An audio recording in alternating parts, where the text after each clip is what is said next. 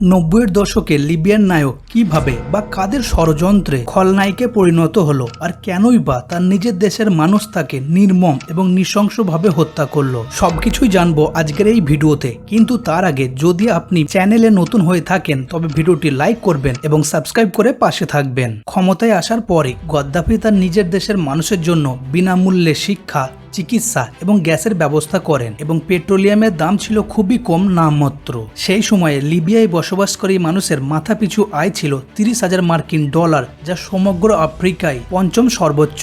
এছাড়াও শিক্ষিতদের হার ছিল প্রায় 100%, পুরুষ এবং মহিলাদের ছিল সমান অধিকার। কিন্তু তিনি একটি ভুল করেন, নিজের দেশকে আরো উন্নত করার জন্য মার্কিন যুক্তরাষ্ট্রের ডলারের পরিবর্তে লিবিয়ান দিনারকে ন্যাশনালাইজ করতে চেয়েছিলেন এবং আপনারা সবাই জানেন আমেরিকা কখনোই এটা মেনে নেবে না। আমেরিকার মতো দেশ কখনোই অন্য দেশকে নিজের থেকে এগিয়ে যেতে দেবে না। এবং এই কথাটা আমি হাওয়ায় বলছি না, আপনি দেখতে পারেন ইরাক, সিরিয়া, আফগানিস্তান আরো অনেক দেশ রয়েছে যাদের সঙ্গে আমেরিকা কি করেছে এবং বর্তমান সময়ে সেসব দেশের কি অবস্থা তার সম্বন্ধে আমরা সবাই জানি। গদ্দাফি তার মৃত্যুর আগে একটি ভাষণে বলেছিলেন, আমেরিকার মতো দেশ যেখানে শিক্ষা, চিকিৎসা, গ্যাস, পেট্রোলিয়াম সবকিছুর জন্য সাধারণ মানুষকে অনেক টাকা খরচ করতে হয়, কিন্তু লিবিয়ায় সবকিছু বিনামূল্যে পাওয়া যায়। তিনি আরো বলেন, বাইরের সব দেশ লিবিয়ার ধনসম্পদ লুট করতে চায় এবং এই ভাষণ পরবর্তীকালে বাস্তবে পরিণত হয়। এরপরে ন্যাটো ষড়যন্ত্র করে লিবিয়ার উপর হামলা চালায়, এই দেশের মূল্যবান ধনসম্পদ লুট করে এবং গদ্দাফিকে হত্যাও করে। কিন্তু গদ্দাফিকে হত্যা করতে তার নিজের দেশের মানুষই সাহায্য করেছিল, যার মধ্যে অন্যতম একজন আবদেল মজিদ স্লেগদা। তিনি গদ্দাফি এবং তার সরকারের সব মন্ত্রণালয়ে খাবার সরবরাহ করত, এমনকি স্বরাষ্ট্র মন্ত্রণালয়েও খাবার সরবরাহের খাতিরে তার অবাধ যাতায়াত ছিল। তিনি ন্যাটোর হাতে তুলে দেন 3টি মেমোরি কার্ড, যার মধ্যে ছিল গদ্দাফি প্রশাসনের সব তথ্য।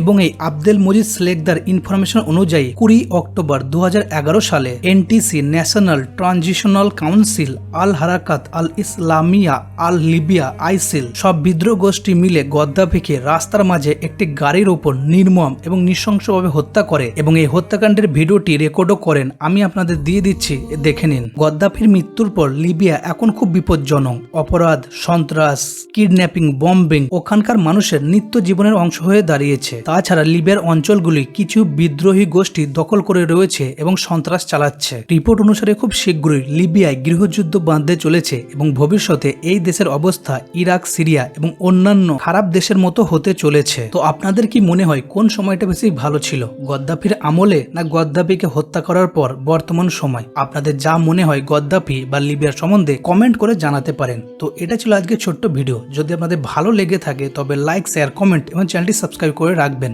ধন্যবাদ।